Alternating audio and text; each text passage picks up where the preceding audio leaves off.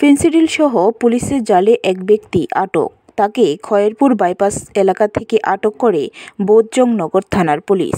একই সাথে আটক করা হয় একটি গাড়ি।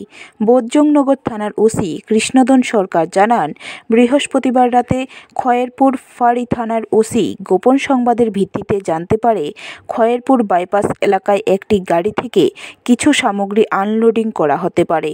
সাথে সাথে খয়েরপুর ফাঁড়ি থানার ওসি পুলিশ কর্মীদের নিয়ে ঘটনাস্থলে ছুটে যায়। সেখানে গিয়ে দেখতে পায় একটি কন্টেইনার গাড়ি থেকে বেশ কিছু ফেন্সিডিল আনলোডিং করা হচ্ছে। মোট 12 কার্টুন ফেন্সিডিল উদ্ধার করা হয়। একই সাথে আটক করা হয় গাড়ির চালক যোগেন হাজারিকাকে। তার বাড়ি আসামে। ধৃত গাড়ি চালকের বিরুদ্ধে সুনির্দিষ্ট ধারায় মামলা রুজু করা হয়েছে।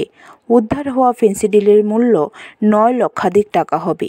রাত্রেবেলা আমাদের ওসি খয়েরপুরে একটা সিক্রেট সোর্সে খবর পায় যে লোহিয়া লজিস্টিক পার্কের এখানে কিছু নার্কোটিক ড্রাগ কিছু আনলোডিং হতে পারে এমন খবর পেয়েছিল। সাথে সাথে আমাদের এখানটায় খয়েরপুর আউটপোস্টের যে এসআই বিষ্ণুদেব বর্মা এখানটায় ছুটে গেছে স্টাফ নিয়ে। তখন দেখা গেছে কি একটা গাড়ি, একটা কন্টেনার গাড়ি KA01AL4183 এই কন্টেনার গাড়ি থেকে যখন আনলোডিং হচ্ছে, তখন আনলোডিংয়ের সময় এখানের মধ্যে আমরা 12 কার্টন কফ সিরাপ, যেগুলি কোডেন ফসফেটওয়ালা এসকাপ, এগুলিকে পাওয়া গেছে এবং সঙ্গে সঙ্গে এগুলি সিজ করা হয়েছে। ওই লোকটাকে, ড্রাইভার, যার নাম হচ্ছে যোগেন হাজারিকা, তার বাড়ি আসাম, ওকেও অ্যারেস্ট করা হয়েছে।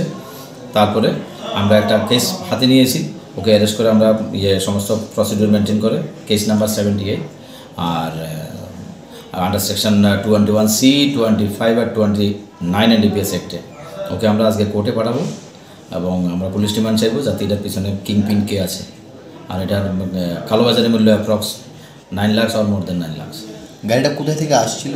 গাড়িটা আউট অফ স্টেট, আমাদের ত্রিপুরার বাইরে থেকেই আসছিল। ব্যুরো রিপোর্ট, খবর ত্রিপুরা।